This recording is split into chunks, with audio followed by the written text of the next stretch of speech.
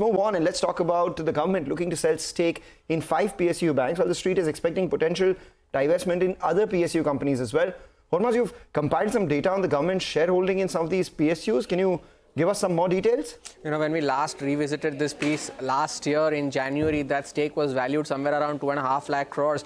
But now, as of yesterday's closing, that stake has gone down to 2.1 lakh crore rupees. And that's also because of the correction that we have seen in a lot of these PSU names as well. Now, as of date, there are 16 PSU companies, including those 5 PSU banks where the government shareholding is in excess of 75%. 8 of those companies where the shareholding is in excess of 90%, and the others is between 80 to 90%. Now, in some of these PSUs, at that point of time, at its peak, if you would consider, that stake was valued at over 3 lakh crore rupees. So from that peak, it's down to almost by a third as of yesterday's closing. Now, some of the companies where the stake is valued at the highest, LIC is a case in point. That's also where the government still holds around 96.5% stake. So that excess 21% stake is valued at well over 1 lakh crore rupees. Other companies include the likes of Indian Overseas Bank, IRFC, UCO Bank, and all these PSU banks that were in question yesterday, with values of anywhere between 8 to around 20,000 crore rupees. Now, all of these companies have corrected anywhere between 25 to 40%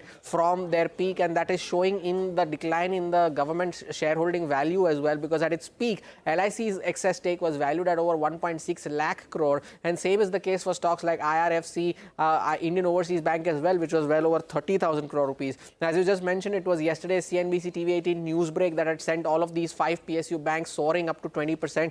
Now, the DIPAM has also been mandated to bring an offer for sale route for a further stake sale in these PSU banks, and the street is also abuzz over a potential offer for sale coming in companies like Govt, which has been part of our D Street chatter as well, where the government still owns an 84.8% stake, and that excess stake is valued at over 4,000 crore, 4.5 crore rupees. So Govt in focus, a lot of these PSU banks are in focus as well, but the value of the government shareholding definitely has come down.